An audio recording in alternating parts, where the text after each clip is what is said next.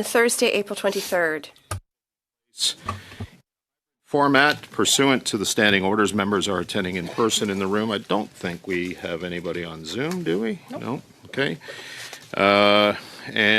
So when we last left our superheroes, we were on committee business, resuming debate on the motion that was moved by Mr. Barrett on Thursday, April 23rd, 2026. And I'll remind the committee what the motion says, that A, require the Privy Council office to provide the committee on the 15th day of each month with a report detailing each time an assessment was undertaken relating to the application of the Prime Minister's conflict of interest screen pursuant to the assessment tool on the application of the Prime Minister's conflict of interest screen, including assessments originating in the PCO or any department from the previous month, that these reports include 1, a summary of each instance where an assessment was triggered, 2, the record of the outcome of each analysis, 3, any records of discussion or considerations that are in possession of the PCO or any department related to each analysis,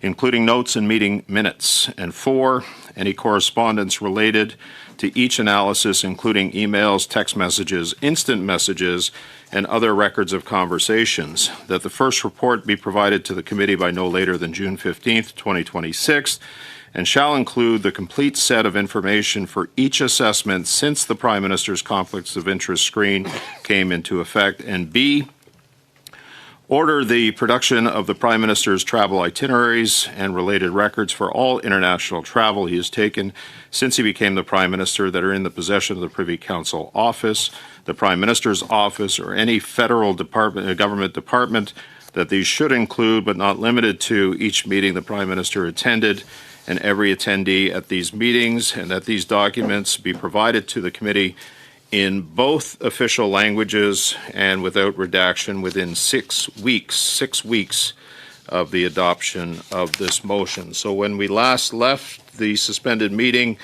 I had a list that started with Ms. Church, Madame Lapointe, Mr. Saini, and Mr. Hogan, who is not here. And so I am going to start with Ms. Church, and I will tell and advise the committee that I do have resources till 1:45 in the morning to discuss this. I want this finalized. So, Ms. Church, go ahead. You have the floor. Mr. Seri, I see your name as well. Go ahead, Ms. Church. Thank you very much, Mr. Chair, and for the opportunity to speak for the first time on this motion that was brought forward last week. I think, like so many Canadians right now, we would share a commitment to accountability. We would share a commitment to ensuring that conflicts of interest, where they arise, are managed prudently and seriously. It's one of the reasons why, Mr. Chair, over the course of this committee's work over past months in exploring how we might recommend improvements and changes to the Conflict of Interest and Ethics Commissioners Act and ambit, we've approached that with the seriousness and in good faith that this topic requires.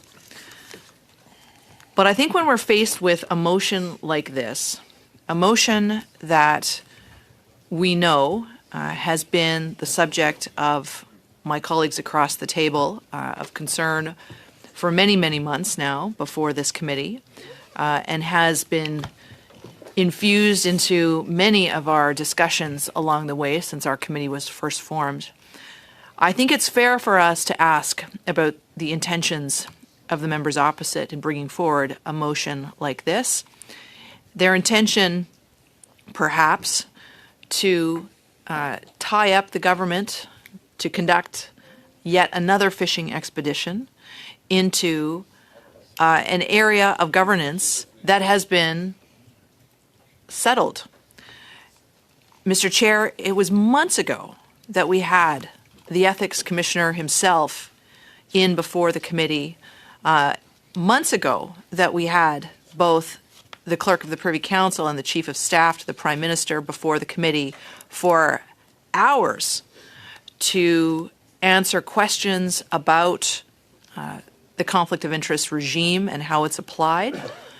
And I think coming out of the meetings that we dedicated to that pursuit, I think all committee members were afforded a great deal of clarity about how this regime operates in terms of the Privy Council and the resources dedicated to it, and to the Prime Minister and his staff as well. Not only that, I think at the time this committee received a very good faith commitment, a commitment that has subsequently been delivered on, to continue to appraise this committee on the operation of, in particular, that conflict of interest screen. But what we've seen here is a far more, how can I put it, a far more searching effort to go hunting through not only the Privy Council and the Prime Minister's office, but any department across government, any correspondence, all emails, text messages, instant messages, other records of conversation, to provide a level of reporting to this committee in a way that is truly unprecedented and begs the question, why do my colleagues opposite choose now to bring this motion forward? And I say that with great respect for my colleagues and for this regime, but also with a desire to point them back to some of the testimony that this committee heard about the operation of the screen, and heard from the witnesses that this committee opted to call. We heard from the commissioner himself about the operation of a conflict of interest screen, how this is a method that's been approved by the Federal Court of Appeal and is a helpful measure in administering the Conflict of Interest Act. We heard from him that this is a useful tool in ensuring that the people responsible for the day-to-day work around the Prime Minister, the people responsible for the documents that would land on his desk, review them to see if they contain anything that would require the Prime Minister to recuse himself. It's a preventative measure, is what the Commissioner said. And that not only is this preventative measure one that has been applied in numerous examples across the government, dating back decades, but also it's one that works. That the designated operators of the conflict of interest screen, in this case, the Chief of Staff to the Prime Minister and the Clerk of the Privy Council, are precisely the people who are responsible for the documents that come before the Prime Minister on both sides of that office, the public service side and the political side.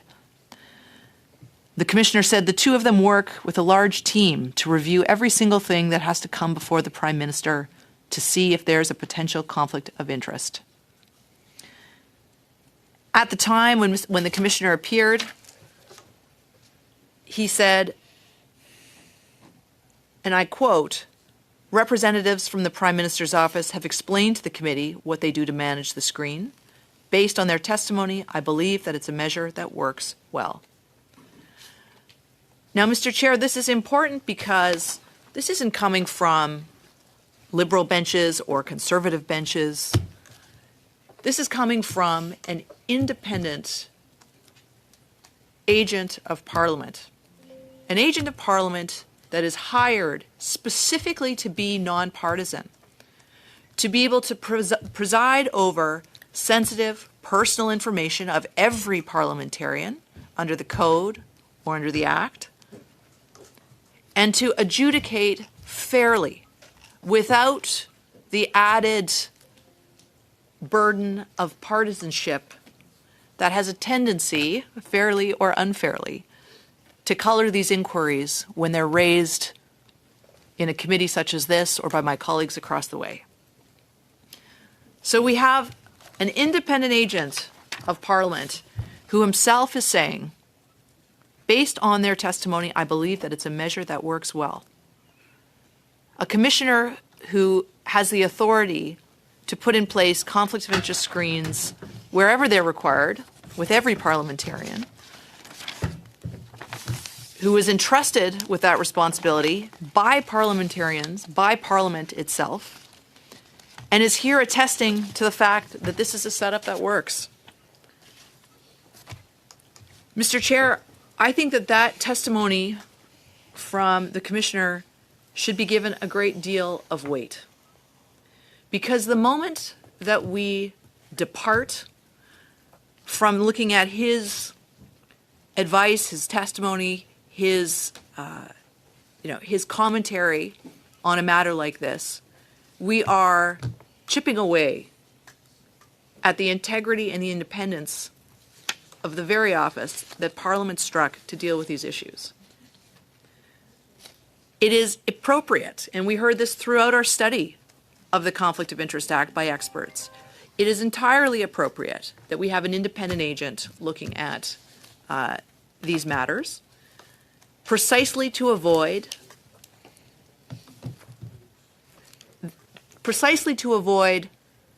the potential for abuse, the potential to weaponize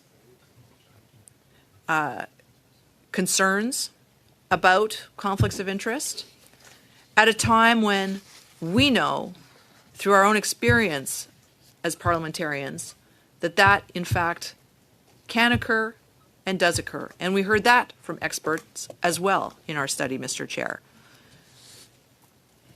So when the Commissioner comes forward and says, what's been set up works, and there is an appropriate system in place for both engaging a screen, for reporting on a screen, for establishing a screen, all of the different phases of the mechanism of setting up a conflict of interest screen itself and applying it. When we hear that from the Commissioner, that should be taken very seriously by all of us, because it was Parliament's decision to entrust him with the authority to manage this regime on behalf of all of us. Because, as we have also heard, you cannot build a regime based around a single person. You have to build a regime that applies fairly, transparently, equally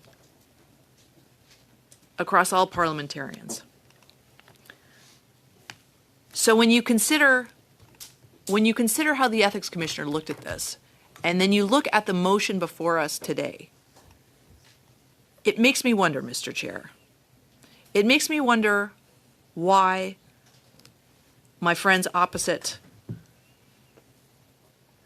would rather have a committee dive into this across government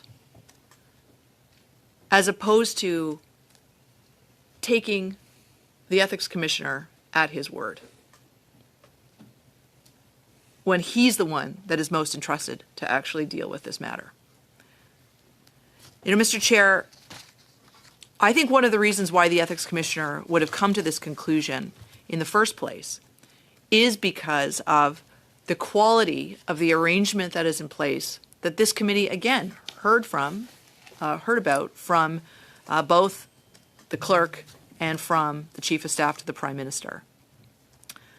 When the clerk was before this committee answering our questions, Mr. Chair, he reminded us that with respect to the Prime Minister's blind trust and his conflict of interest screen, like every other public office holder since 2007, the Prime Minister is subject to requirements under the Conflict of Interest Act.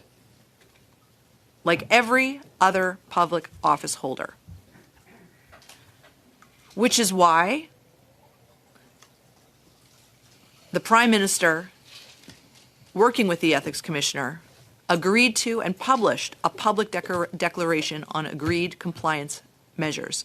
including a conflict of interest screen and the blind trust. These promote transparency and public confidence in decision making. When the clerk was here, he said, in Canada, I think we're all pretty familiar with these screens. They've been in place for many years in public and private institutions and under governments of varying political stripes. So, Mr. Chair, my colleagues opposite have continued to come back to this issue at every possible occasion over the past 10 months that we've had this committee in operation. I question why they have focused so much on this when all of the testimony that we've heard is that the Prime Minister has gone above and beyond his ethics requirements. He has done so in collaboration with the Ethics Commissioner.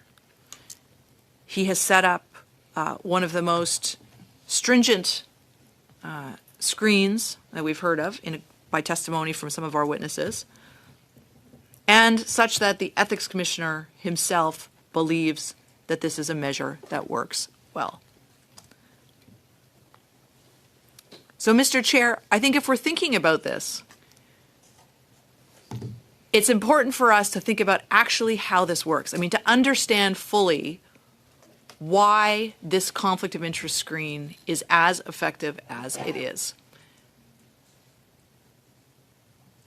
Mr. Sabia described this as a rigorous process of implementing the screen that has been fully validated by the Ethics Commissioner. He said, as a first step, policy decisions might trigger the screen are identified and they are reported to the senior management of departments and agencies as they arise. Then departments and the Privy Council office conduct a very robust case-by-case due diligence examination. At that point, if there appears to be even a remote possibility that the screen may be needed, it is immediately put in place. Why is that, Mr. Sabia offered? It's so that we always err on the side of caution. And then he went on to describe a comprehensive assessment tool that, Mr. Chair, he later tabled to this committee at our request to demonstrate just how serious this government is and this Prime Minister is about applying the Prime Minister's conflict of interest screen and establishing a serious process to ensure that no conflict arises. That assessment tool, Mr. Chair, I mean, it covers broadly key areas that warrant specific attention.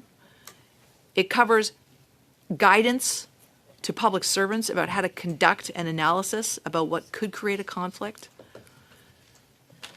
And it creates a standardized process to undertake this type of assessment. Now, this might very well be the most comprehensive set of instructions and the first tool that's been put in place by the Privy Council to give effect to a conflict of interest screen. But conflicts of interest screens happen across government. They can happen across cabinet. This is not an unusual circumstance for one member of cabinet to find themselves in. This is not unusual for ministerial offices, for the Prime Minister's office, even for senior offices in the civil service, to have to constantly be alert to and aware of and deal with conflicts of interest, because they can arise in a wide variety of places from person to person. You may not even have a screen, but you can still find yourself in a conflict of interest because parliamentarians come with families, they come with friends. Even if you don't have a formal screen in place, it is each of our responsibilities to always be alert to the potential for a conflict of interest to arise. That responsibility, that obligation exists for every single member of Parliament. But what this assessment tool does is it further institutionalizes, it provides further guidance to a much broader group of public servants in particular who need to know how and when to apply a conflict of interest lens and how a screen would operate. So in that sense, it's very useful and no doubt will be an assessment tool that is useful to not only to other ministers, but also the hundreds of other senior public servants who find themselves among the designated public office holders that may be likely to have a conflict of interest screen. So the assessment tool that is in use right now, just to give a sense to the committee here of how it works. The conflict of interest assessment tool firstly sets out who it's administered by. And this follows the same language disclosed on the Ethics Commissioner's website. The screen is administered by my Chief of Staff and by the Clerk of the Privy Council to ensure I am neither made aware of nor participate in any official matters or decision-making processes involving companies' interests. I may, however, participate in a discussion or decision on a matter that is of general application or that affects the company's interests as a member of a broad class of persons, unless those interests are disproportionate to the other members of the class. So the screen is operative to try to meet that objective. The tool then goes into how to conduct the analysis. To conduct the analysis, contextual information related to the companies that are subject to the screen and the sectors of the Canadian economy that warrant specific attention is set out, followed by a list of questions to guide the analysis as to whether the screen should be applied. This assessment tool talks about the matters that must be included in the screen. It talks about the matters requiring assessment, areas with specific attention, where that specific attention is warranted. And then it offers a questionnaire designed to guide an individual on how to conduct the analysis required, which is then documented in a template associated with the tool developed expressly for this purpose. So you have and that questionnaire is 7 questions long. It involves examples. It involves a lot of guidance that's available to anyone who is considering whether or not the conflict of interest screen should be invoked. And it also goes on to define what is a matter of general application and what is a broad class. And I think that that's important, Mr. Chair, because I know that that's been a source of some discussion here within the committee. That in terms of how the assessment tool works, to help answer questions of whether a decision or discussion is one of general application, an individual needs to think about if the decision or discussion at issue applies to an undetermined group of people or companies, and if so, then the matter is of general application. If the decision or discussion applies to a regulated activity to an identifiable group, then the matter is not of general application. If the decision or discussion at issue applies to a particular entity, person, or group of entities or person, or to a particular situation, then the matter is not of general application. So it sets a pretty clear scope for what constitutes general application or not. A broad class, similarly, if the decision or discussion applies to a large number of entities or people who may have different characteristics but share at least one important characteristic, then the matter applies to a broad class. If the decision or discussion at issue applies to a small group, then the matter does not apply to a broad class. The screen tool, the assessment tool even goes so far as to provide an example. The mortgage insurance sector in Canada is comprised of two main players, one of which is subject to the Prime Minister's conflict of interest screen, as it is not possible to conclude that a matter involving mortgage insurance relates to a broad class of persons. Such matters will trigger the Prime Minister's conflict of interest screen in accordance with the clerk's decision as administrator of the screen. So, Mr. Chair, we have a very thorough, and I mean, there are 10 pages of guidance on the assessment tool that Mr. Sabia and PCO tabled to our committee, to all members here to review, to have a look at, to have comfort with the seriousness with which PCO and PMO are looking at this issue. 10 pages worth of guidance. Serious thought has gone into creating this tool.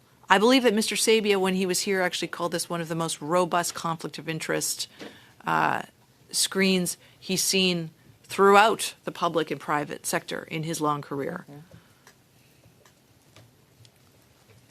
So I take that advice, that commentary, along with the commissioners who said that this is a measure that works well.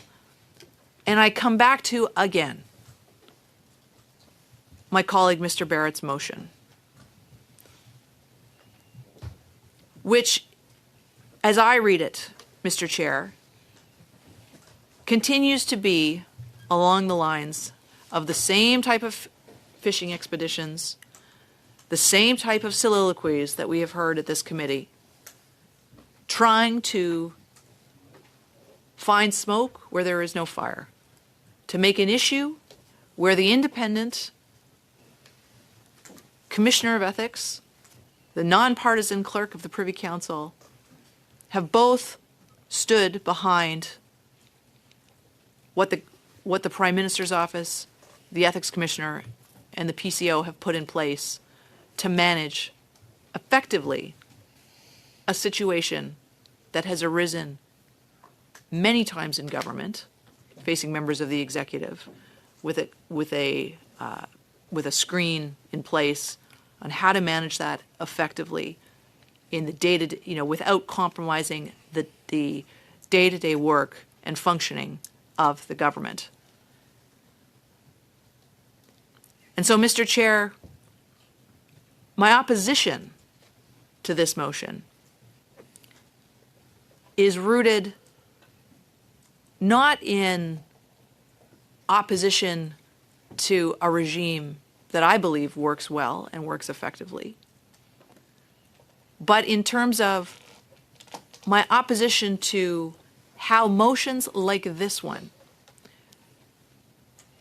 are repetitive and redundant, how they are motions that take up the time of committees and of the House and of the government and of the Prime Minister and of the hundreds of public servants whose time and energy are used in fulfilling motions like the one before us today. That is a precious resource. At a moment in time when Canadians want us to be focused on them and on building this country, on making it more resilient, on making it more sovereign, on ensuring that we are building Canadian prosperity for the future, ensuring that we have a Prime Minister who is focused on the economic turbulence that we've been thrown into as a country, that Canadians across the country are experiencing. We know that this is exactly the type of motion that Canadians would see as distracting a government, as redundant and unnecessary, particularly when they know that as Ethics Committee members, we are already in receipt of information on a continuing basis from the Privy Council on the Prime Minister's conflict of interest screen. That was an ask of this committee and by committee members that Mr. Sabia and Mr. Blanchard, without hesitation, agreed to deliver on when they appeared before us last fall. Without hesitation. Exactly. Happy. So when here we are, many months later, debating a motion from Mr. Barrett that goes into this level of detail to try to surface every manner of correspondence and digital record essentially across the whole of government. Mr. Chair, I think Canadians would see this for what it is. An attempt to derail a government and a prime minister and a public service that is working hard right now for Canadians on the issues that matter most to them, on the issues that are going to serve our country going forward, on the issues that require all of us as parliamentarians to be focused on as much as we can to ensure that we come out of this current challenge that we have globally on account of our neighbors to the south. A difficult but important time for our country. So, Mr. Chair, I look forward to hearing some of my other colleagues on this motion as well, including my colleagues across the way. Exactly. Yeah. You know, to understand why it is that the information that we've had to date has been insufficient, why the opinion of our independent and distinguished ethics commissioner is for them somehow insufficient. Why the reporting that we receive as committee members is insufficient in their minds. Because I think, Mr. Chair, as we hear more from both my colleagues and from members opposite, I hope that all of us will take a step back. We'll think carefully about how we are spending our time while we are here representing Canadians as parliamentarians to do the best work that we possibly can to ensure that we are building Canada and that we are focused on the issues that are going to make a difference in the day-to-day lives of Canadians, as opposed to treasure hunts and fishing expeditions like this one. So, Mr. Chair, with that, I'd like to turn this to one of my colleagues, but ask that you please put me at the bottom of the speaking list. Thank you. Ms. Church. Madame Lapointe, you're up next. Merci beaucoup. Thank you very much. I listened to my colleague attentively, and I learned a new word, fishing expedition. It's incredible, huh? Well, I agree with her. It is a fishing expedition. If we look at Mr. Barrett's motion tabled on April 21st, requires that the Privy Council office provide with on the 15th day of each month with a report detailing each time an assessment was undertaken relating to the application of the Prime Minister's Conflict of Interest screen.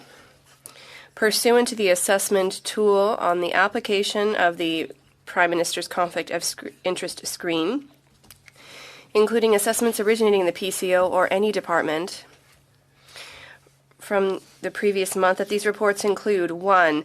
A summary of each instance where any assessment was triggered.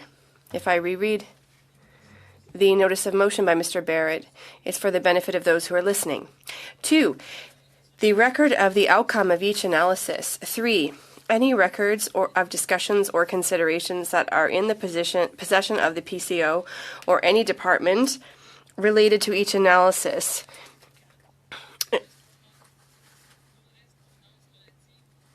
And 4, correspondence related to each analysis, including emails, text messages, instant messages, and other records of conversations. That the first report be provided to the committee by no later than June 15, 2026, and it shall include the complete set of information for each assessment since the Prime Minister's conflict of interest screen came into effect.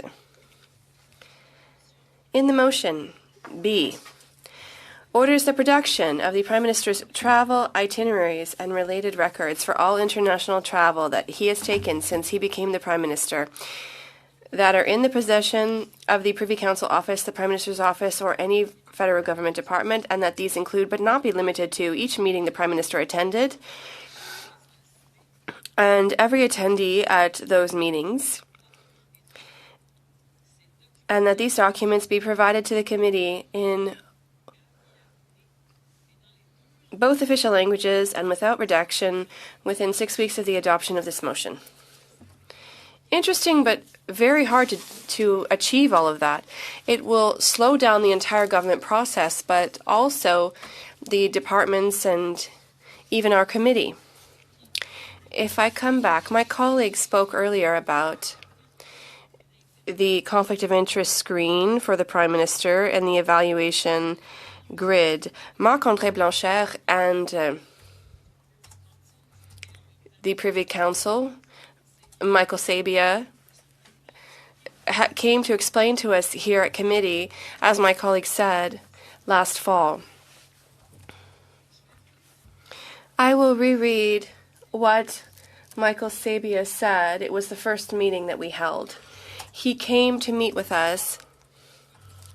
In his opening letter, he said, Mr. Chair, committee members, I think we all know that democracy around the world is under pressure from many sources. Misinformation on social media, globalization, and a series of health crises, all of these have contributed to this moment. This was last fall. At that time, the Middle Eastern conflict was not underway. That has further complicated things with this war between the United States and Iran. Things are not any calmer now. I come back to the text by Mr. Sabia. That being said, according to organizations like the OECD and nonprofits like Freedom House, the quality of Canadian democracy is still very good compared to the rest of the world. That's good news. Why? I suppose that there are a number of reasons, but there is a culture of integrity that we benefit from here. It is deeply anchored in our society. The integrity of public office holders and the public servants. This culture of integrity is the very cornerstone of solid democracy. Canada is a solid democracy. Although the culture is difficult to quantify, as we all know, we see all around us the proof of the quality of Canadian democracy. It is found in our rules, in our legislation, and our processes. For example, all Canadian public servants are subject to a code of values and ethics, which is quite rigorous. One of the highly relevant topics for our conversation is obviously the matter of the Conflict of Interest Act. This plays an important role in the strengthening of this culture of integrity. The work of our committee also plays an important role in this respect because it ensures that Parliament oversees the Conflict of Interest Act and it maintains transparency and that contributes to Canadian democracy.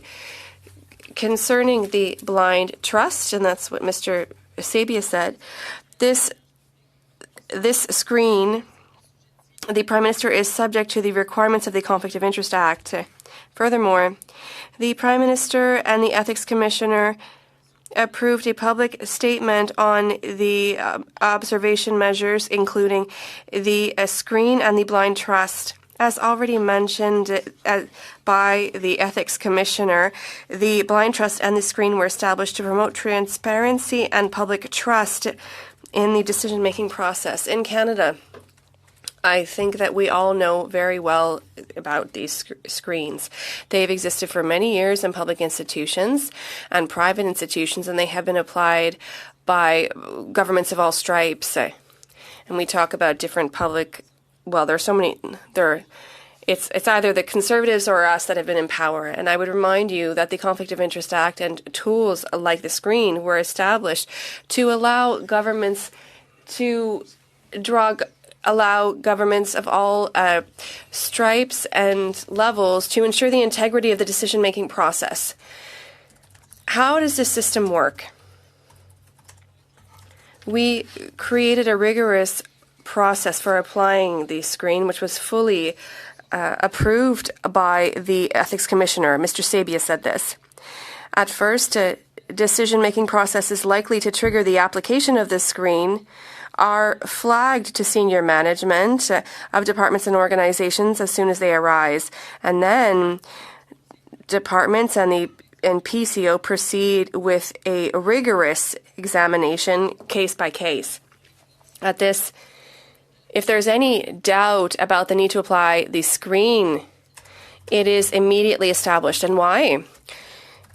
So that caution is always favored. To cohesively apply the principles that underpin the screen, we created an evaluation tool that creates a framework to facilitate the analysis, and we sent this rigorous framework, which my colleague explained previously, to ensure that it is drafted properly. I'm coming back. Public servants, if we talk about the screen tool, public servants receive rigorous training across the public service, particularly in the most relevant departments. The evaluation tool and training materials have been studied in depth and were assessed by the Ethics Commissioner. I have a lot of admiration for all Canadian public servants. They're very rigorous, and I thank those who are working here today at the committee who support us and who allow us to do our work. I'll come back to the text. After the work carried out in the departments and at the Privy Council office, the Undersecretary issues a recommendation about the application of the screen. As administrator of the filter, Mr. Sabia examines this recommendation and makes a decision. As you know, all of the councils in the public service go through the clerk of the Privy Council. This gives an overview on the role of the administrator that Mr. Sabia plays. This role is, in his eyes, a very important one.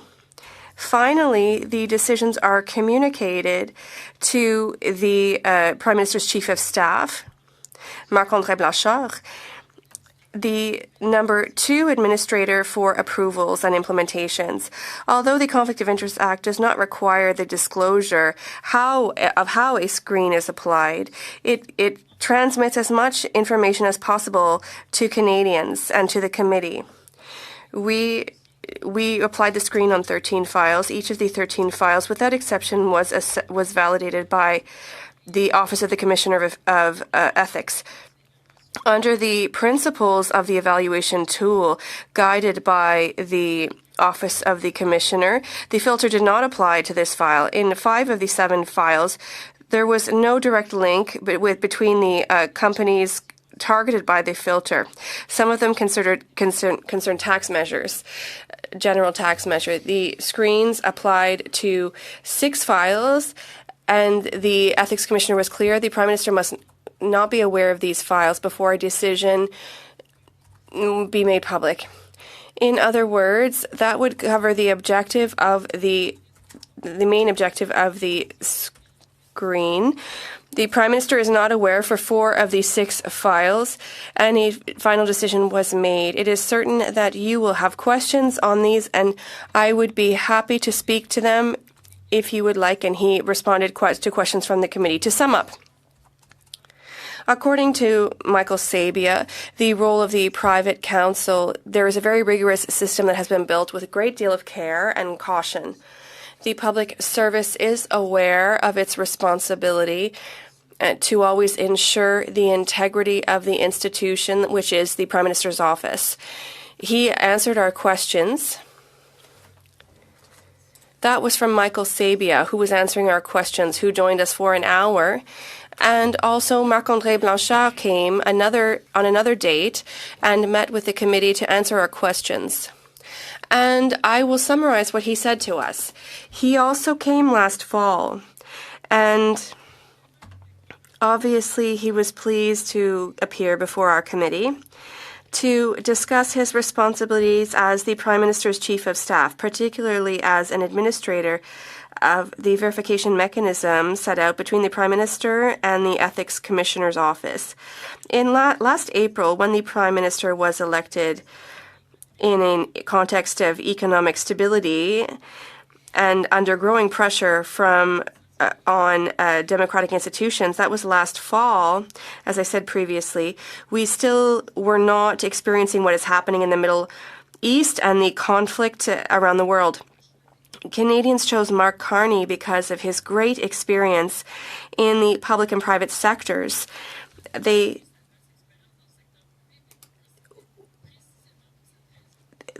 didn't elect him in spite of his private sector experience, but rather because of it. I think Canadians understood, and we have 3 new MPs in our caucus.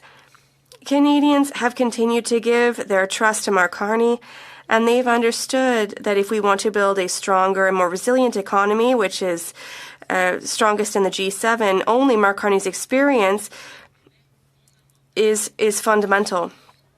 The confidence, public trust is an essential component for any government. During this, we have the highest ethical standards for a Prime Minister, and he's set them for himself and for those who work with him in his office and in his government. To preserve Canadians' trust, he needs to ensure that the conflict of interest screen on which the Prime Minister and the Ethics Commissioner have agreed be implemented, preventing out of caution. You all know that Mr. Blanchard administers the screen, and one of his main duties consists of ensuring that the Prime Minister is not in a situation of conflict of interest. As we all know, the conflict of interest screen is a measure that is approved by the Ethics Commissioner in accordance with the requirements of the Conflict of Interest Act. The fundamental objective of the screen is to prevent conflicts of interest. It serves as a mechanism for detecting matters that fall under categories set out by the Ethics Commissioner. It is an administrative mechanism and a procedural mechanism founded on the principles of transparency and integrity set out in the Act. The conflict of interest screens are used in legal affairs. I'm sorry. All the MPs around the table and staffers as well. Make sure your phone is on silent, because there is a sound. It's an Outlook sound that the interpreters are picking up. That's having an impact on their ability to do that. So just make sure your phones are on silent, please. Okay, Madame Lapointe, continuez s'il vous plaît. Merci. Donc, So I'll get back to my conflict of interest screen, which is a measure to comply with the directives of the Ethics Commissioner under the Conflict of Interest Act. The fundamental objective of this screen is to prevent conflicts of interest. It is a mechanism for detecting, reporting, and redirecting matters that are established by the Ethics Commissioner. It is an administrative and procedural mechanism founded on the principles of transparency and integrity set out in the Act. Conflict of interest screens are frequently used, as I said earlier, in the legal and commercial sectors, and are also constitute an effective means of managing potential conflicts of interest for people working within government. Recognizing the reasonable character of the conflict of interest screen within government, the Federal Court of Appeal confirmed this. This practice to publicly disclose potential conflicts of interest for each public office holder before a problematic situation arises is an eminently reasonable means of assuring the objectives of the Act. The Ethics Commissioner determined that use of a blind trust and a conflict of interest screen constituted an appropriate means for Prime Minister Mark Carney. During his appearance before you, the Ethics Commissioner confirmed that the Prime Minister put all of his assets in a blind trust, and he added to avoid a situation where he would be making a decision knowing that this would increase the value of one of the companies in which he has assets. It is in this context that the Prime Minister and the Ethics Commissioner established a filter, a preventative filter. The Clerk of the Privy Council, Michael Sabia, and Marc-André Blanchard, as the Prime Minister's Chief of Staff, are the administrators of the screen. The Commissioner said we need to be pragmatic. Everything that is presented to the Prime Minister for decision-making goes through one or the other of these two men, or both, so that they are the main people responsible for managing what is in his office. It is therefore logical that they are the ones who ensure that they do not interfere in this type of thing. It is important to highlight that the role of Mr. Blanchard consists first and foremost of preventing conflicts of interest. He assumes this responsibility as a screen administrator with the greatest seriousness. In practice, the Privy Council office and the Prime Minister's office communicate constantly between themselves. Even at some meetings are planned without the private, no decisions are made, should be made without the participation of public servants. It's very important what I just said. So we need to ensure that the Prime Minister is always well placed for decisions that he will make. The Privy Council office and Marc-André Blanchard ensure that on all occasions of a decision-making, the screen is always in place to ensure that they make the proper decisions. The filter is managed daily by the PCO. Daily. When a department or an organization takes a political decision, there's an update or any other document destined for the PMO. This document is subject to an evaluation tool established by the PCO with the help of the Ethics Commissioner. This tool allows them to determine whether the filter applies. This filter, earlier, my colleague, Ms. Church, explained it more specifically. It's responsibility for the governance of the Privy Council office to proceed with a diligent verification and analyze all of the relevant information is taken into account. The recommendation is subject to the Clerk of the Privy Council, and once the Clerk has established his position, his office sends it to the PMO for their agreement. When the two administrators of the screen are in agreement, the decision is sent to the person responsible for governance at the PCO to continue the implementation. Currently, all recommendations by the public service have been confirmed by the clerk, Michael Sabia, and Marc-André Blanchard. If they conclude that the filter does not apply, the departments and the organizations have no other action to take. In the case where the conclusions are positive, the departments must clearly indicate that the documents are subject to the screen. These documents are not shown to the Prime Minister, and they are not discussed in front of him. The screen is applied preventively. As soon as the analysis indicates that there needs to the screen needs to apply, access is restricted awaiting a final decision. Mr. Blanchard said that the system currently in place to avoid the Prime Minister finding himself in a conflict of interest is one of the most complete and rigorous that he has observed in his career. It is proactive, preventive, and above all, extremely rigorous due to the high level of sensitivity within government. That was Marc-André Blanchard. We also had the Ethics Commissioner, the Conflicts of Interest Commissioner, who said that the Conflict of Interest screen, and this is Conrad van Finkenstein who said so, is a method that was approved by the Court of Appeal, the Federal Court of Appeal, and which helps the administration of the Act under the Conflict of Interest Act. It is a preventive measure. We don't want there to be a conflict of interest that arises that obliges the Prime Minister to recuse himself. For that reason, these gentlemen are responsible for administering the screen, and they observe whether documents contain something, and they determine whether the Prime Minister needs to recuse himself. If there is a possible conflict of interest, they will avoid having the document shown to the Prime Minister. The Prime Minister is only informed at the moment when the decision comes into effect, so there is no chance of changing his decision.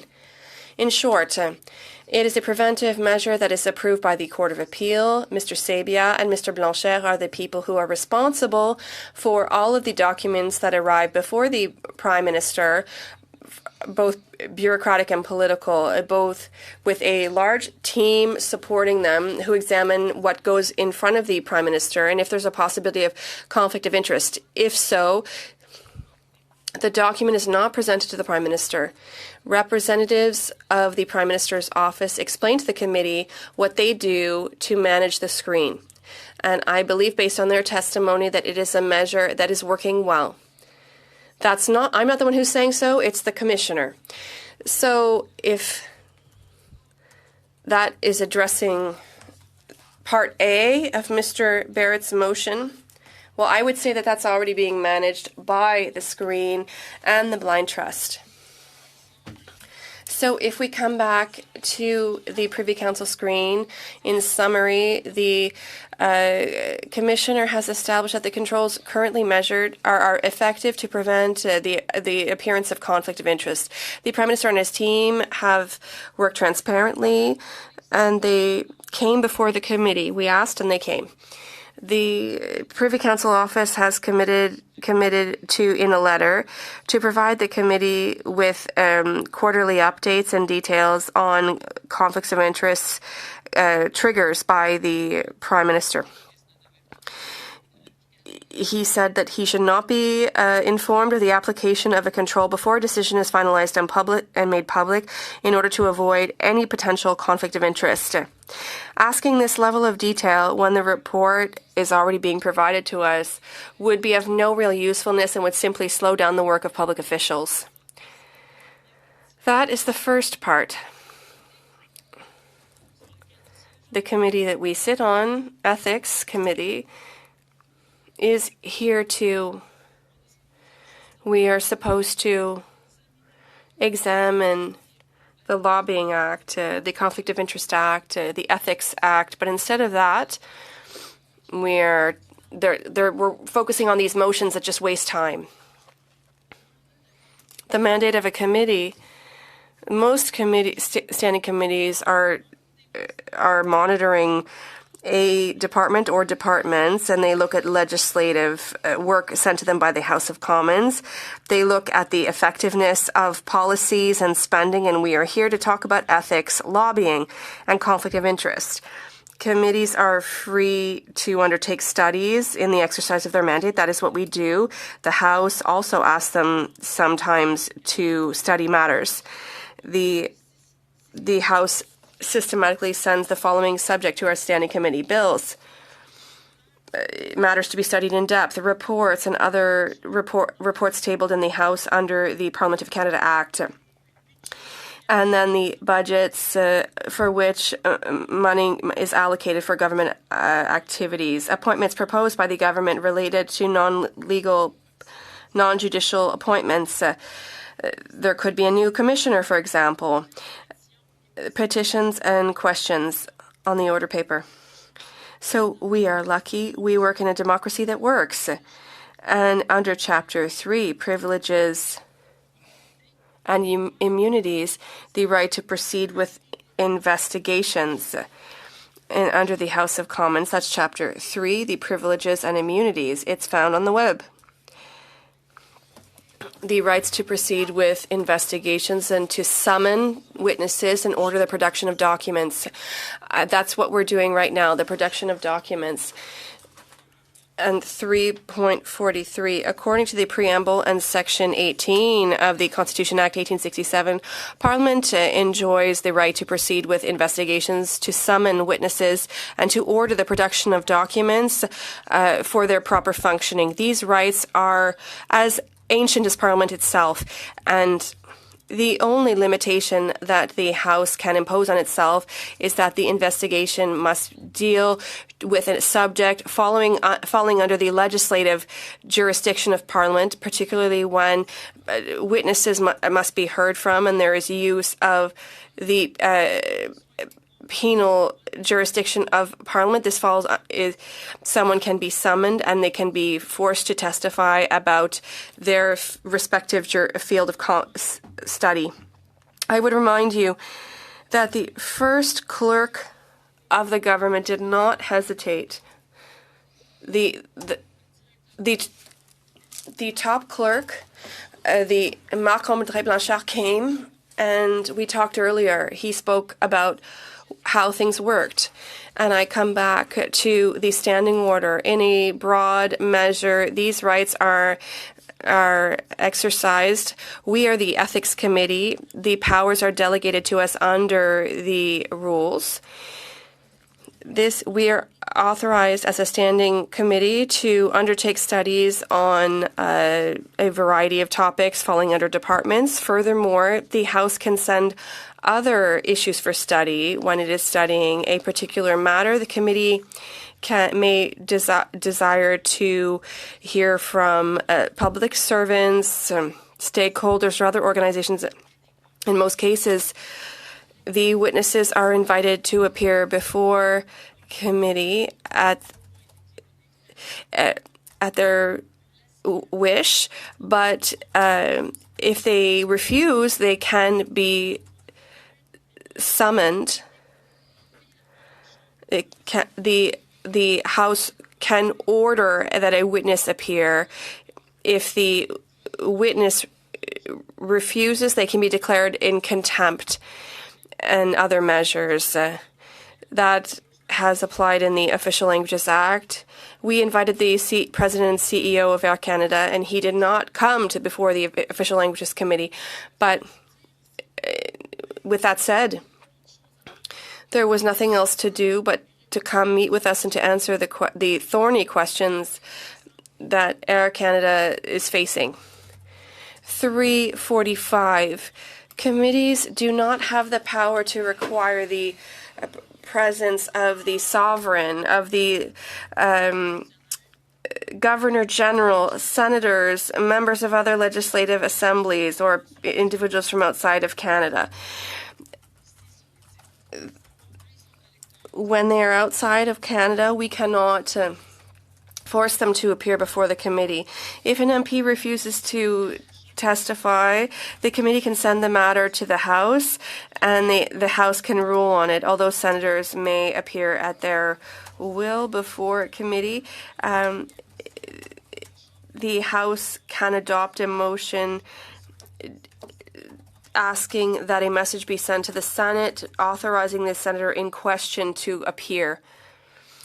For the purposes of an investigation, the committee can order the production of documents. Ordering the production of documents when we already have a filter and a blind trust. Most of the time, these are government reports of statistics, service notes, information notes submitted on a voluntary basis. The nature of these documents likely to, believe me, there are colleagues across the way who would really have a lot of imagination. But there's a report from 1991 on the Standing Committee on Privileges. Also, the House of Commons delegates to its committee the power to invite witnesses and to require the production of documents. It's a well-established fact that Parliament has the right to be submitted all of the admissible documents for the purposes of its information, the documents that it feels to need. That's where the thing that is really interesting here. There's already a screen and a blind trust that are properly administered, and when the Conflict of Interest Commissioner said that the application is working very well and it's an officer of Parliament, as my colleague said previously, these are not political people. These are nonpartisan appointments. Going back to the text, the power to compel the production of people and documents are absolute, but it is uncommon that these powers are exercised without taking into consideration the public interest. What are we talking about? The interests of Canadians. The House of Commons recognizes that it cannot compel the production of documents in each case. Therefore, considerations regarding official policies, regarding national security, or foreign affairs, or other factors can have an impact on the decision to compel the production of documents. All right, so we're getting through this. La présidence a toutefois précisé que le The droit... chair, however, has said that the absolute authority to compel the production of documents does not apply de facto to information requests presented by individual MPs. If anyone is opposed to a committee request or does not take it into account, the committee can table a motion, as in this case, ordering the production of those documents. Otherwise, the committee may not do anything on its own except send a question back to the chamber. Therefore, afterwards, it is the purview of the chamber to order the production of these documents, and the House may do so by adopting a motion, as in the present case, or by adopting a report of the committee. The House can also impose disciplinary measures, and people can be brought to the bar of the chamber. And then there's Article 347 regarding how committees work. In November 2009, who was here back in 2009? Mr. Bourassa? No, he was elected at the same time. So in 2009, none of us were here. So anyways, in November 2009, the Special Committee on the Canadian-Afghan mission said in the chamber that privilege was breached because the government had not followed up on its request to produce documents on the detention of Afghani soldiers by Canadian soldiers. The House of Commons came up with an order to compel the production of documents, but the government refused, saying that it was a question of national security. Members raised questions of privilege based on the fact that the House may request documents. The Minister of Justice insisted on the fact that this right is somewhat circumscribed because the government has the must protect any information related to national security.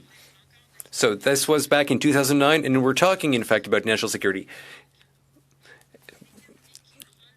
In his decision, Speaker Milliken said that it was up to the House to subpoena the production of documents, and this was not going against the separation of powers between the legislative and the executive. Therefore, the Speaker said that the government refusing to respect the order of the House seemed to be a prima facie breach of privilege. However, Speaker Milliken gave the parties 2 weeks to create a mechanism by which documents could be produced while taking into account the privileges of the House, but also national security.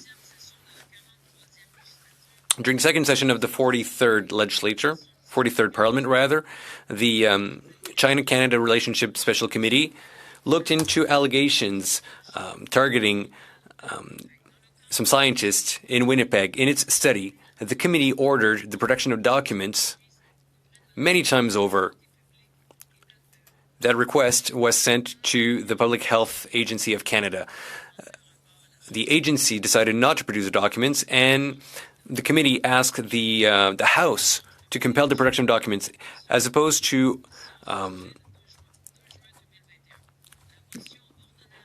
following up on the committee's request. The chamber gave right to the opposition motion. So it was the production of non-redacted documents. And in the following days, a letter was sent to House Counsel saying that documents had not been produced as per the motion. The following day, a question of privilege was raised. In his June 16, 2021 decision, Speaker Rota said that the agency was worried by the order of the chamber and was worried that the House would not take the necessary measures to protect the national security. However, Speaker Rota also said that that committee does not stem from Parliament or is not under the purview of Parliament. Nothing in the Act restrains the privilege of the Chamber to compel the protection of documents, even documents that can have an impact on national security. It is up to the House and not to the government. It is up to the House and not the government to decide which documents should be examined by the Chamber. But I come back to what we were saying earlier. The Commissioner, the Conflicts of Interest Commissioner, said that the screen was a method that was approved by the Federal Court of Appeal and that helped administering the Conflict of Interest Act. It is a preventive measure, said the Commissioner. We don't want the Prime Minister to be in a conflict of interest. So I read rules and testimonies, and that was in response to the first part of Mr. Barrett's motion. And Mr. Barrett also asks, in the second part of its motion, at B, asks that all the itineraries, all the travel itineraries and related records for international travel for the Prime Minister be produced. And he asks as such from any other department. And Prime Minister Carney became, March 14, 2025, the Prime Minister. We had a general election, and tomorrow we will be celebrating 1 year since the election, since the last election. So Prime Minister Carney was elected 24th Prime Minister of Canada. If we want to see where the Prime Minister traveled, it's information that's very easy to find. The Prime Minister traveled 18 times and visited 25 countries over the last year since being elected as leader of the Liberal Party. So he went once to Australia, once to Belgium, once to China, in Egypt, in Germany, in India, in Japan, in Latvia, in Malaysia, in Mexico, in Netherlands, in Norway, in Poland, in Qatar, in Singapore, in South Africa, in Switzerland, in South Korea, in Ukraine, in the UAE, and at the Vatican. And he traveled twice to France, 3 times to Great Britain, and he went 4 times to the United States. I hope everyone remembers that since the election of the president in the country south of us, everything changed geopolitically speaking, and we don't have the choice but to open up new markets. I'm also fortunate to sit on another committee, the Foreign Trade Committee. During my first mandate, I sat for 3 years on that committee, and now I'm fortunate to sit again on this committee. And I can tell you that everything has changed since my first mandate, and we don't have a choice but to open up trade with other countries and to see how we can be shackled to our neighbor to the south. We need to open up new markets. This is what the PM is doing. When Prime Minister Carney went to France, of course, he met with President Macron. That was not too long ago. He went to Britain. I said, well, he met with rather King Charles. And he also met the British Prime Minister in London. And, well, regarding the United States, we know that he met Donald Trump on a few occasions. And we need to continue working with our allies. We need to continue working with the United States. But we also need to open up our horizons. He went to Italy, to Rome. He also went to Pope Leo's inauguration when he was sworn in. Well, not quite sworn in, but, when he was elected as Pope. And he went to Belgium as well. It was very important. He met with Ms. Ursula von der Leyen of the European Union. That's also important. The Netherlands. And he was there for NATO, for the 2025 NATO summit. By the way, NATO, that is something. We need to make sure that NATO works as best as it can, and we need to make sure that all state members pay their share. You know that we have achieved the 2% objective as promised. We ensured that Canada invested in its defense, and we've ensured that our forces, our men and women in the armed forces, have all the tools at their disposal to defend Canadian sovereignty. And by the way, we're in a very, very vast country, and we need to take good care of it. Now, Ukraine. I don't think I need to tell you that it was important to visit Ukraine. It's really hard what's going on over there. They're a democracy, and we need to support them, encourage them. And Poland and Germany, same thing. Latvia and Mexico. Well, Mexico. Well, they're part of CUSMA. We need to keep meeting with our Mexican counterparts. I mean, our trade is so integrated, right, between all three trading partners, Mexico, U.S., Canada. We need to keep the dialogue open. And the United States, well, we're going to keep traveling to the United States, I'm sure. And well, Egypt. There's so much going on in that corner of the world. You know, think of what's going on in the West Bank, in Israel, in Gaza, in Lebanon. It's really hard. And Malaysia. It was for the Asian Summit, the Southeast Asian market, and that's a very promising market because the people there really appreciate the know-how and the products of Canada. Singapore, same thing, and South Korea, and that was the APEC Summit back in November. And then there were the UAE. By the way, it's important to maintain relationships with all these stakeholders because if we want to ensure Canada's prosperity and if we want to invest in infrastructure as we've promised, we need to form alliances. South Africa, it was for the G20 that happened back in November.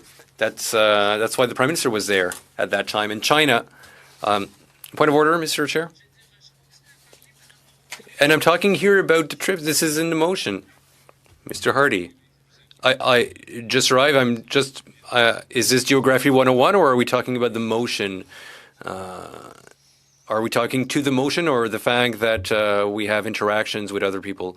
I'm listening to Ms. Lapointe, and I do believe she is speaking to the motion. Mr. Hardy.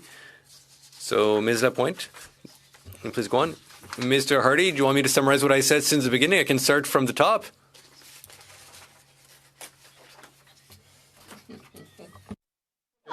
Hey, can we let's have some order here, please. We're going to continue with Madame Lapointe.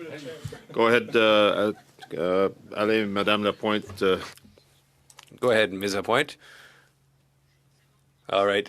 Mr. Hardy, what I was doing as you came in, just to make sure why I was talking about the various countries as you came in, is that in the motion of your colleague, Mr. Barrett, and I'll reiterate this because perhaps you don't remember this, but it requires the production of the Prime Minister's travel itineraries and related records for all international travel he has taken. Oh, sorry about the ringing of my phone. Phone's on silent because it's distracting. It's distracting to the interpreters. Thank you. Là, je suis rendu à la deuxième. So I was at the second line of B, Mr. Hardy, of the motion. All right, so just to make sure that we're on the same page here. So, production of Prime Minister's travel itineraries, related records for all international travel he has taken since he became the Prime Minister that are in the possession of the Privy Council office. When did he come into office? I said that earlier. It was March 14. 2025. And for your benefit, Mr. Hardy, allow me to reiterate that tomorrow we will celebrate the 1 year of the election of Prime Minister Carney. Yes, we're going to celebrate that 1 year election tomorrow, April 28th. Anyway, so in the motion, we want to have all the documents related to the Prime Minister travel since he came into office. And when was that? Remember that? March 14. And we're talking about every attendee at the meetings attended by the Prime Minister, and that these documents be provided to the committee in both official languages. Ms. Lapointe, I heard, once again, I suspect that this one is coming from one of the Surface Pros back there, but it's actually interrupting the chair, and it's interrupting the interpreters as well. So please keep your phones and your laptops or anything else that makes noise on silent, please. Commencez. Désolé pour les interprètes, c'est vraiment difficile. Sorry for the interpreters. I understand it's really hard, and I have to say, for me, it's hard to concentrate when there's a lot of noise surrounding me. You know, I understand it. It's hard for me to focus on what I want to say, but nevertheless, I'll power through and say that, as the motion says, this must be provided to the committee in both official languages without redaction within 6 weeks of the adoption of the motion. So here I was talking about the Prime Minister's travel since coming into office, 17 trips, 25 countries, and I was in China when you asked your question, dear colleague. I was in China. Well, China. That was that travel occurred in January, and then he went to Qatar and then to Switzerland in Davos. Do you want me to quote what the Prime Minister said in Davos? He said, "If you're not sitting at the table, you're on the menu," and I think that is a sentence that. Sorry. Go ahead. I just, did you give the total catering amount? I think I missed it in the translation. That's not a point J'ai of parlé order. du Qatar. J'ai parlé du Qatar, mais là, j'étais rendu en Suisse.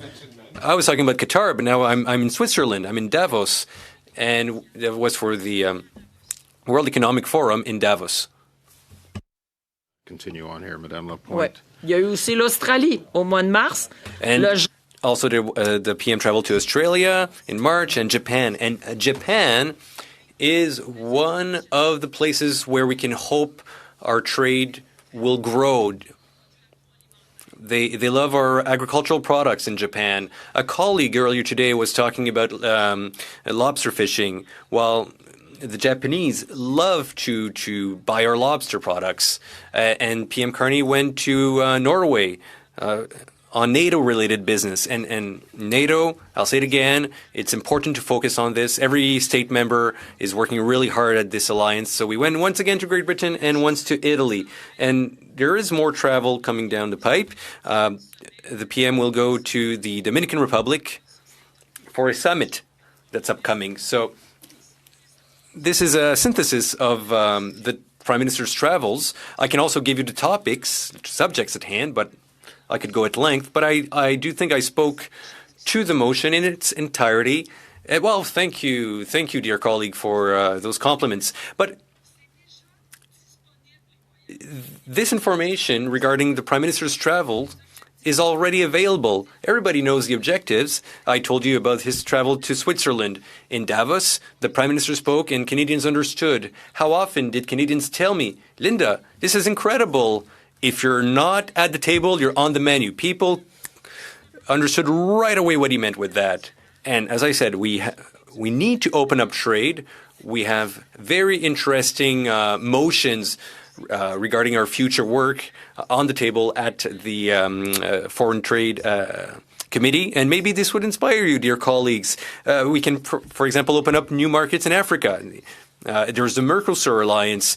There's South Africa, South America, all the Indo-Pacific countries, and Europe. We can't be as vulnerable from a trading perspective, especially considering what's happening down south. So thank you very much, but I'm happy to speak again to this motion.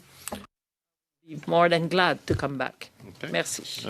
Merci, Madame Lapointe. Before I go to Mr. Suspend for a couple of minutes just to allow for a break. Okay? So for no, we're just going to we'll resume at 5 o'clock.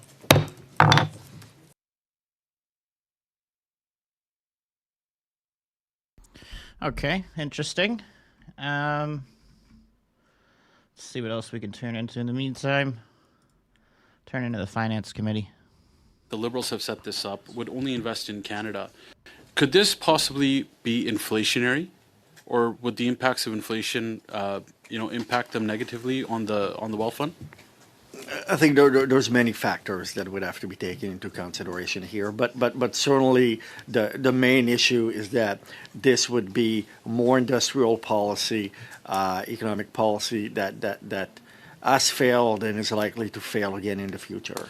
Right. Just to cap it off, do you think creating this, what we would call it a sovereign debt fund, is worthwhile for Canadian taxpayers to be in debt just so the government can invest in Canada? In 3 seconds or less. Yeah, thank you. There was certainly education to be done about the nature of what. Du fort, on doit terminer là, ça conclut le temps.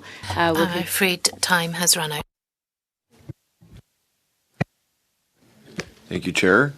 And thank you, Ms. Sherrill, for your opening remarks. You were mentioning the importance of early learning and childcare for the economy. I was just wondering if you could elaborate on a few things. Maybe to start, just what's the return on investment when we invest in programs for early learning and childcare? There's several papers out there with many numbers to consider, but I'll point to a recent one from a paper with Michael Baker, Jonathan Gruber, and Kevin Milligan. They've looked at women whose children were born when Quebec first introduced their larger program for affordable care.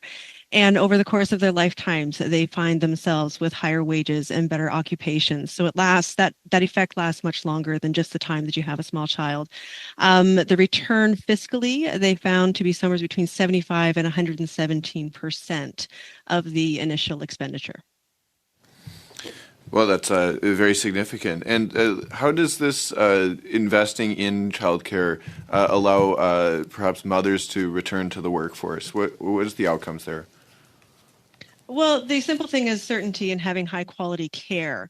When looking at some recent data, researchers found that roughly 90% of mothers want to find affordable and good care for their children, but obviously more than them stay home with their child because they can't find it. By improving that first few years where a child is young with a mother's opportunity, she builds a much better career entirely, including planning for that career with the investment that she might make in education beforehand.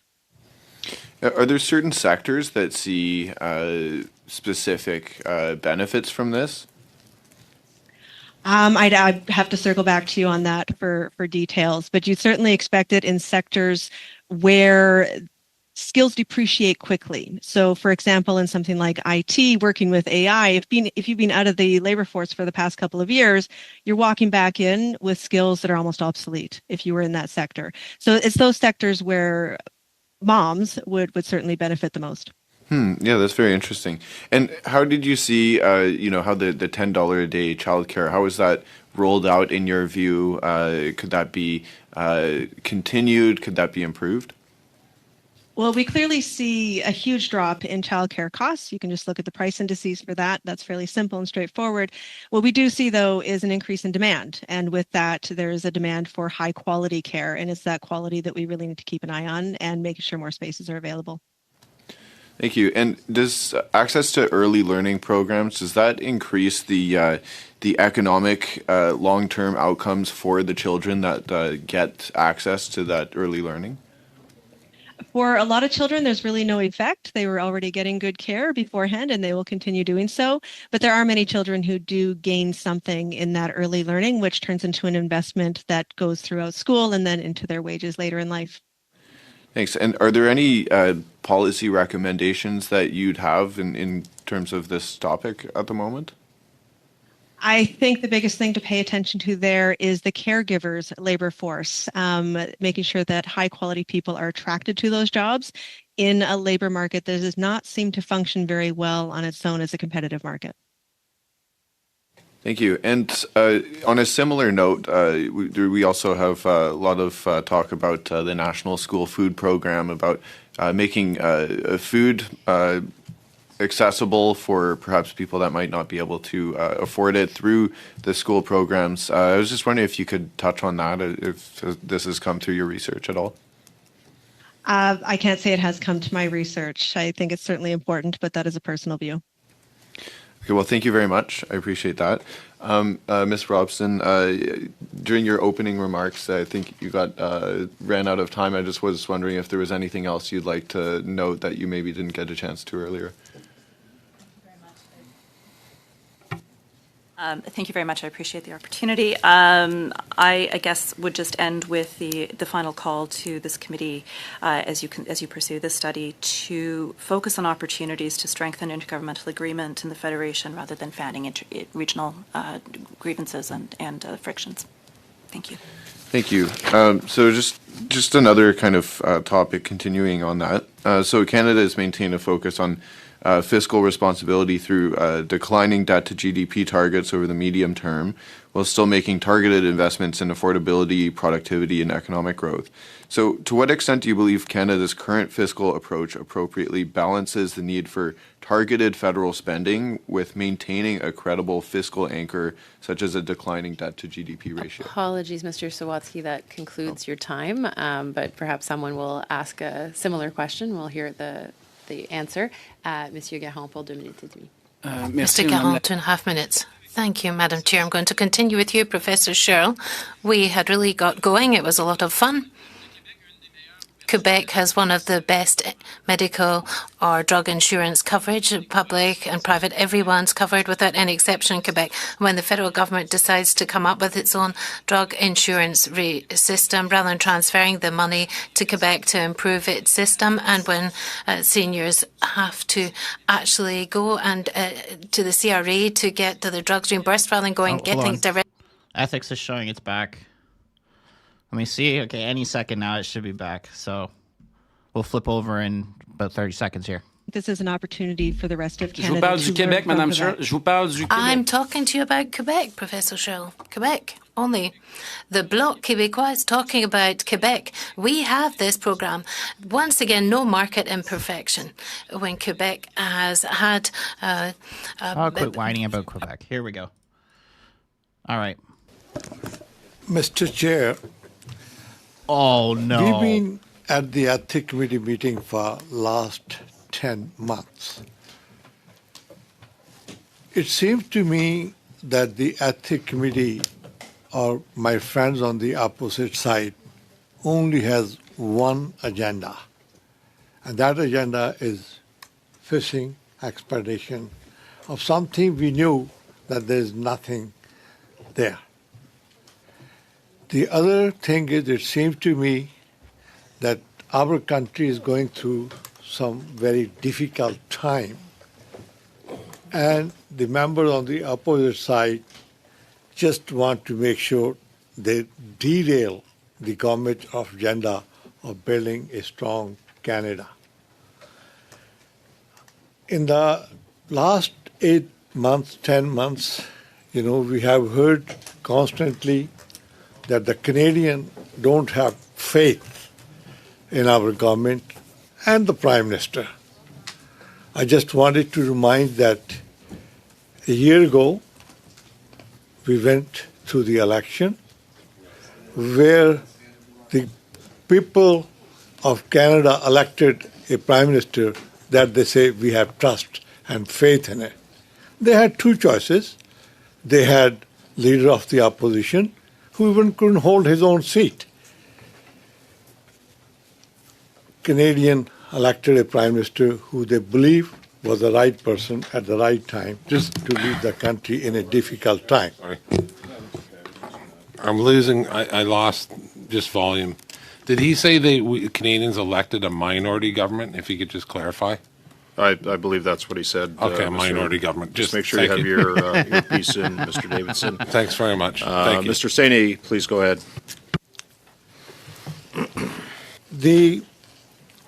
We heard a lot of testimonies from a lot of experts who have said the best system in the world to look after ethics is in Canada. Not only from Canadian we also heard witnesses from overseas who have said Canadian ethics are the best when it comes to anywhere in the world. But we still continue ignoring those things. We also heard from Mr. Turnbull said you cannot create ethic law based on one person. But it seems to me my friends on the opposite have only one person in mind, and that is the Prime Minister of Canada. And it's sad that we are working under those circumstances.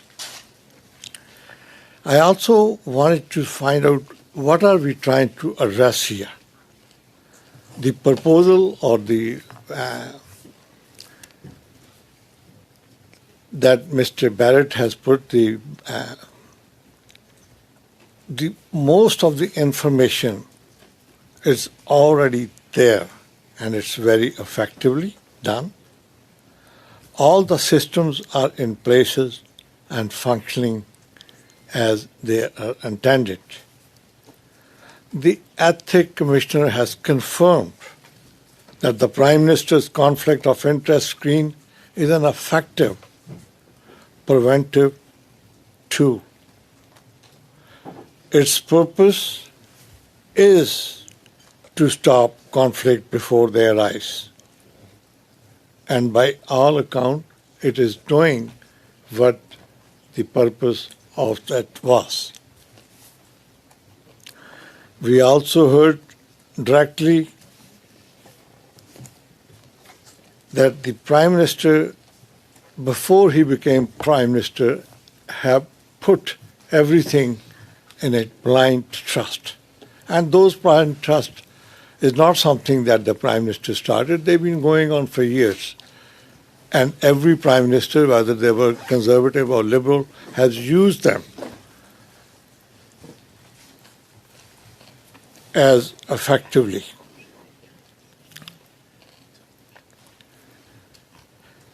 So we already have the transparency that is required in its place. What is being proposed today to ask for further monthly reporting on the external, internal records and broad categories of communication along with detailed travel information.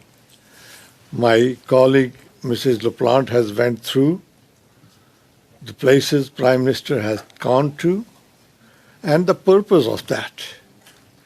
And his travel has been very successful.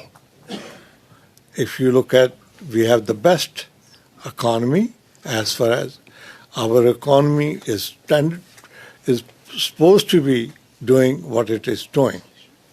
We have created more jobs than what our friends keep telling us, United States. They lost 6,000 jobs, whereas in Canada, we gained 80,000 jobs. That tells that the travel that Prime Minister is doing and the work that he is doing is working and paying what it is supposed to do.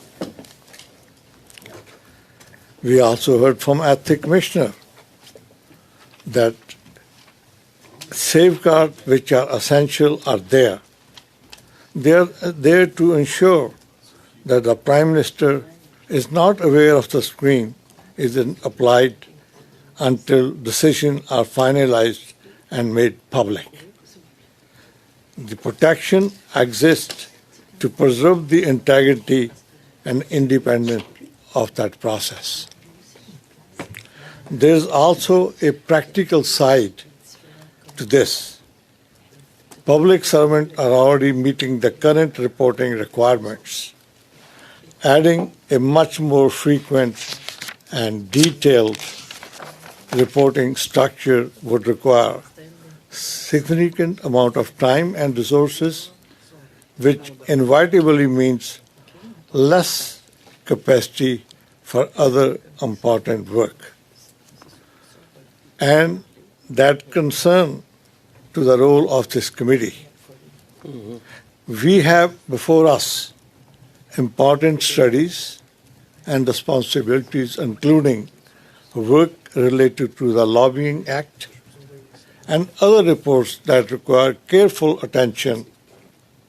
These are issues that have a direct impact on Canadians and their lives, and where our efforts can make a more meaningful differences. Transparency is essential, and accountability matters. At the same time, it is worth considering whether increasing the volume and frequency of reporting necessarily leads to a better oversight, especially when systems have already been validated and reporting is already underway. So the question becomes how to ensure we maintain strong accountability while also being mindful of the effectiveness, proportionality, and the priorities that matter most to the Canadian in these times. I'm going to talk about the conflict of interest. A point of order, Mr. Chair. If Mr. Davidson has any question, he need to allow the other people respectful dignity, and I don't see that. And this has happening past week, same thing.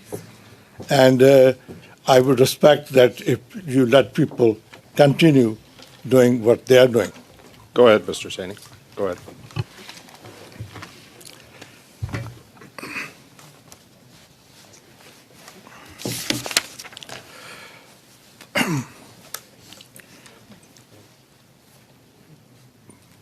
Professor Laurie Turnbull, a critical distinction between soft and hard approaches to ethics regulation, arguing that the concept of apparent conflict of interest belongs in a code of conduct, not in legislation, and told the committee enforcing that into a law is a different thing. I think the appearance of conflict of interest is problematic. It can cause a trust problem with the public.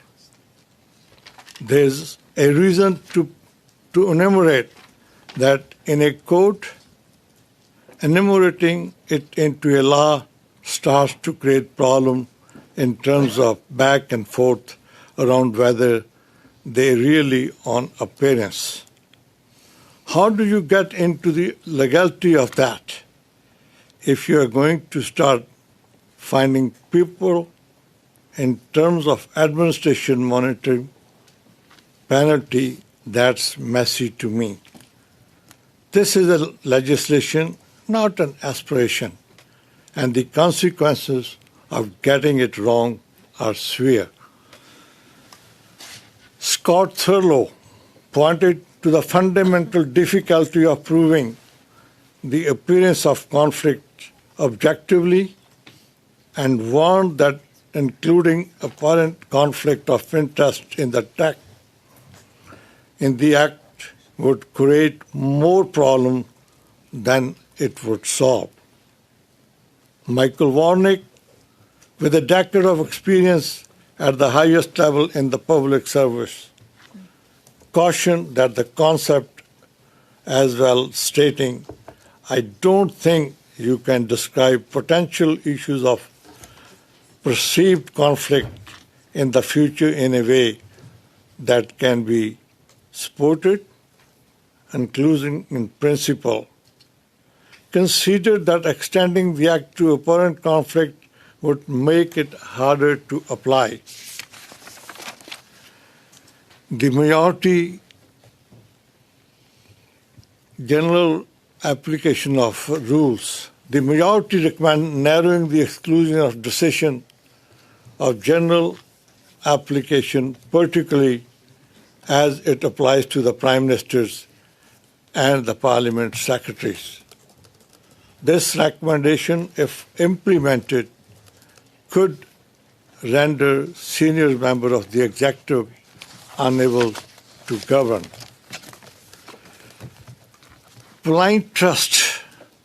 Let's start with the fact that the Federal Ethics Commissioner has confirmed that the Prime Minister is in full compliance, acts in a blind trust, no communication with the trustee, and a rigorous conflict of interest screen operating exactly what as it should. The two administration of the screen, the most senior civil servant, Michael Xavier, and Mark Blanchard, are not minor figures. These are the two of the most senior and experienced people in Canadian public life. Mr. Blanchard described the system as one of the best, comprehensive and rigorous. He had seen it in his entire career. Mr. Xavier said it was every bit as rigorous as any screen he has screened in private sector, pretty much over. He's joking. Okay, honestly, I'm going to switch to the Finance Committee, and I'm going to keep this in the background, and if they ever get to a con round, we'll come to it. But I can't sit here and listen to this guy anymore. Families, there are so many reports that there are more families waiting on waiting lists now than there was 5 years ago. Stats Canada is showing that parents are waiting longer and longer on these wait lists. Ontario's Auditor General just recently published that 27% of the spaces that were created aren't being filled. So how does that impact the economics if those spaces are not being utilized to their full capacity and families aren't actually able to access that care? So I'd want to dig further into the details of the report that you're referring to. One thing is, of course, if you reduce prices, you are going to increase the quantity demanded. That is a downward sloping demand curve. That is fairly straightforward. Now, finding the right people in the right places has always been challenging and will continue to be so. I'd like to track that over time. Well, and I think one of the big challenges is that this was an Ottawa Knows Best program that was created in such a space where it works fairly well for people that work relatively regular Monday to Friday, 8 to 5 hours. It doesn't work very well for people that work shift work, that have overnights, that do all these other things. There was really no flexibility built into this program. And in places in Alberta, in Saskatchewan, in British Columbia, but really right across the country, we hear from so many parents that the access to childcare they have available to them means that they take a lesser paying job because they can't get the overnight shifts as part of the childcare deal. And therefore, it gets rid of the fact that that's what they actually need, because that is seen as a luxury and explicitly designed out of this program. Do you think that that's a policy fail? I think that's always been a failure in the private markets, actually. One of the policy fails is that we haven't yet addressed that absence of care. And that's high quality care that parents can rely on when they are shift workers. I am a family with a shift worker. This is incredibly difficult to find, that kind of high quality care that is within a reasonable price range. That has always been a problem in the private market, definitely. Well, and a large part of that is due to different regulations that exist. I know we have a 24/7 daycare in Fort McMurray. I'm going to give a shout out to KP Squared, but they had to do all kinds of fights to get through that just to make that work. Mr. McDonald now for 5 minutes. Thank you. Thank you, Madam Chair, and thank you to the witnesses today. I'm going to go back to what Ms. Dobson, you said in your opening remarks in regards to the federal model that we're in, where in my situation, I represent the smallest province in Confederation, PEI, and so we are highly reliant on the federal government for transfers in our province. The actual budget of PEI is 40% of its budget is based on federal transfers. But I don't agree with calling it a have-not. It does create economic activity. But what I do see is that those services like the Canada Health transfer and the social transfer do create friction between the province and the federal government in regards to, I think it's more to Mr. Garon's point earlier, general public doesn't understand who's responsible for what. So I just wondered if you comment on that. Like, is there ways that the federal government can put strings attached to the funding so that certain outcomes are guaranteed? That obviously creates more friction, but it is something that the voters would like to see. Thank you very much for the question. Let me try and deal with the block transfer issue separately from these other transfers that I spoke about that are kind of grants and contributions that tend to have more conditions attached. Look, with regards to block transfers, I think obviously from a provincial fiscal perspective, predictability and stability of the revenue source is very important. As I said previously in one of my previous answers, the Canada Health transfer is actually a really interesting example of a case where we actually have intergovernmental agreement on some of the basic principles, and we have a very well-regulated, rigorous approach that if there is a disagreement between a federal and provincial government over those outcomes, those strings, so to speak, that there's a very good way for resolving that dispute. With regards to the question, I think, of whether or not block transfers should have additional strings added to them, there has been at times discussion in this Parliament of, for example, imposing conditions on all block transfers, including what used to be called the gas tax fund, in order to generate particular kinds of housing outcomes, like not just permits, but actual occupation levels.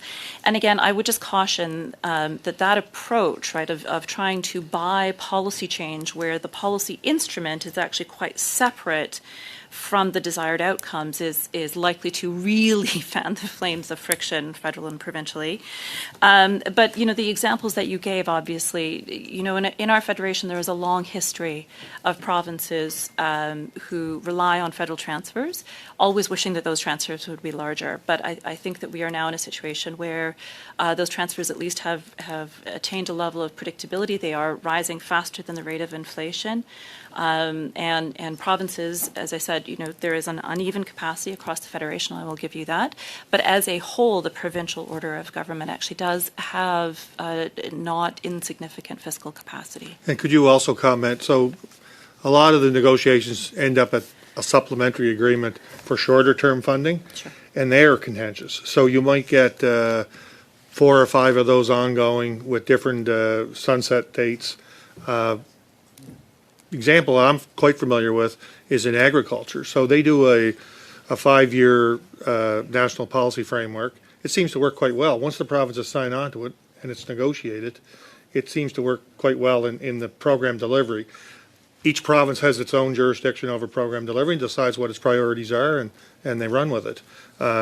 Just maybe comment on that. Sure. Another area where you see a sort of a similar approach of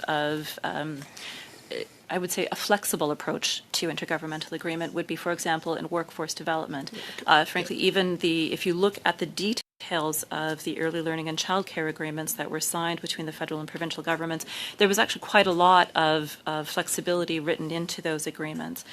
That question of intergovernmental cooperation in Canada is actually more often, in my observation, the norm rather than being the exception. Okay, I'm going to cede the rest of my time to Mr. Lieto. You have 10 seconds. 10 seconds. Well, thank you, Kent. I'm so generous. Very generous on your part. Merci tout le monde. Thank you, everyone. Et on va conclure cette heure. And we'll round off this hour with Mr. Gall. Thank you, Madam Chair. I'd like to give 2 of my seconds at the end to Mr. Lighthouse. Now, Professor Sherrill, perhaps I become a bit emotional at times, But I didn't want to attack you at the end of my questions there. I wanted to reassure you. In my previous interventions, I was talking about market failures, and the EIM has different views, and we're talking about justifying the role of the state. I mentioned a certain number of programs where market imperfections were not actually interregional. In many cases, the Quebec government shoulders its responsibilities. The Quebec government corrects these, and we come out with programs then that violate this jurisdiction. And the question is, whose job is it to do this? Often we find ourselves in circumstances where the federal government steps on the province's jurisdiction, not to correct market failures or increase Canadians' well-being in provinces where the province had jurisdiction and could do this. But the federal government does this because of political ideology, or political preferences are different from the provincial government, and they decide to interfere. And that's where in the House of Commons we say, look, you should run for the provincial elections and you do a better job then. That's what's really at stake here. There's lots of questions that have been put forward by people who don't understand the true nature of this study. Now, we'll finish off with Mr. Four. You have worked for the Harper government, and there was an important health agreement back then. And you remember that Mr. Harper's approach back then was to see that there would be no additional conditions attached to the health transfer. So in 50 seconds, can you explain why back then, under that government, why did you decide to proceed in that way? There's just 30 seconds left. Well, there were various agreements, and in the EIM, the fact that conditions are attached to health transfers, in particular with the Canadian Health Act, actually is harmful in terms of health innovation across the country. It's not something that always necessarily serves the interests of the population. Thank you very much, and I'd like to thank the witnesses on behalf of the committee. All right, so they're adjourned. Let's go back and see what's happening here. If it's just going to be a liberal filibuster for the rest of this, though, I can't watch this. But where do we see that asinine. element in the motion? Thank you, Mr. Hardy. There's nothing in the motion, Mr. Hardy's right, that refers to Brookfield being, in the words of some of our witnesses, largest tax dodger in Canada. So if you can stick to the words of the motion, I would appreciate that. Thank you. Mr. Chair, the last 8 or 10 months, I have heard nothing more from my opponents talking about tax havens, everything that they can justify to muddy the water and to bring injustice to our Honorable Prime Minister. And I find it difficult when other people have opinion, they don't want to listen to those arguments. That was the whole last 10 months that they have spent talking about it. We're talking about the motion that's in front of us. Mr. Singh? Thank you. Go ahead, please. Prime Minister traveling around the world brings a lot of strength, a lot of business, a lot of jobs to this country. And that is evident not by any. The world leaders, the world economists are telling us, and it is proven that his travel that you guys wanted to restrict or wanted to know what's going on is a very beneficial thing. I'm going to give him 5 more minutes. I can't listen to this crap. Serve this country. He's got 5 minutes, then I'm calling it, guys. Sure I can't do Canadians this. have jobs, to make sure that Canada continues to be a country that we can be proud and live in it, and to be part of an exciting nation. And with that, my friend, I'm going to bring my, but I would like to put my name on the list of speakers as we go. Okay. Even before you asked for that, I put your name on the list of speakers, Mr. Saini. So, Monsieur Sarret, sur la motion, s'il vous plaît. Sur la motion. On the motion, please, Mr. Sari. Thank you, Chair. Oh my God, it's another Liberal. I've already spoken to this motion. Yeah, I can't do this, guys. I can't do this. I'm sorry. If you guys want to watch this for... I can't. I seriously can't. Where are we here? Do. Yeah, I can't. I can't do this. I can't watch this anymore. And then they're just putting their names back on the speaking order so that way they can just keep going and going and going and going and going. And unfortunately, since we can't see what the speaking order is, I have no idea. It could just be more Liberals. They're just going to keep rotating. So, yeah, I don't want to sit here and watch this anymore. I can't do this, which is unfortunate because this is a really good motion. This is a very straightforward, easy motion. If they don't like it, they should just vote on it.